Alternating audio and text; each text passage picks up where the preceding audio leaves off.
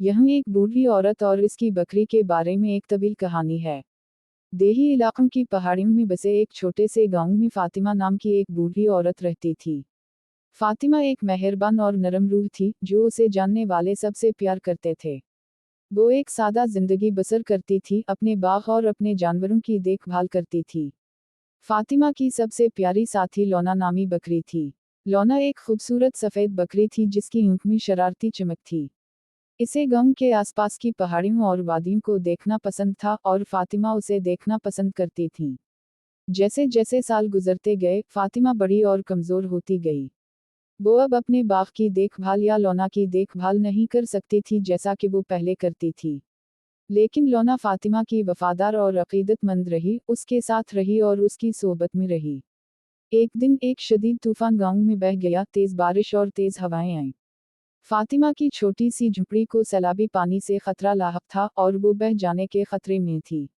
लौना फातिमा की परेशानी को महसूस करते हुए हरकत में आ गई। उसने अपने ताकतवर सींगों का इस्तेमाल करते हुए कॉटेज का दरवाज़ा खोला और सैलाब के पानी को रोक दिया। और फिर फातिमा की पीठ से चिमटी हुई लौना तूफानी रात में ऊंची जमीन की तलाश में निकल गई। हवाएं चल रही थीं और बारिश गिर रही थी, लेकिन लौना मुसलसल हिल चलाती रही, इसकी नजरें आगे के रास्ते पर जमी हुई थीं। आखिरकार, जो अबदित की तरह लग रहा था, वो एक करीबी पहाड़ी की हिफाजत में पहुंच गए। वहां इन्होंने तूफान का इंतजार किया, गर्मजोशी और राहत के लिए इकट्ठे हो गए। और जब अगली सुबह सूरज बिलाखिर तुलू हुआ तो फातिमा ने लौना की तरफ मुतवज्जह होकर कहा, आपने मेरी जान बचाई है, मैं आपकी बहादुरी और वफादारी को कभी नहीं भूलूंगी। इस दिन से फातिमा और लौना लाजिम वाओ मुल्ज़ुम थे। इन्होंने देही इलाकों की पहाड़ियों और वादियों को तलाश करते हुए एक साथ और भी बहुत सी मुहिम जोई की। और फातिमा ने अपनी प्यारी बकरी लौना के शुक्रगुजारी का कर्ज कभी नहीं भुलाया। साल गुजरते गए और फातिमा और भी बूढ़ी और कमज़ोर होती गई। लेकिन लौना इसके साथ रही, इसकी देखभाल और उसकी हिफाजत करती रही। और यहाँ तक कि जब फातिमा की बीनाई ख़त्म होने लगती तो लौना उसे आहिस्ता से हाथ से पकड़कर गांव के जाने पहचाने रास्तों से गुजरती। एक दिन फातिमा ने लौना को अपने पास बुलाया और कहा, मेरे प्यारे, मैं बूढ़ी और थक चुकी हूँ, मेरे पास जिंदा रहने के लिए ज़्यादा वक्त नहीं है।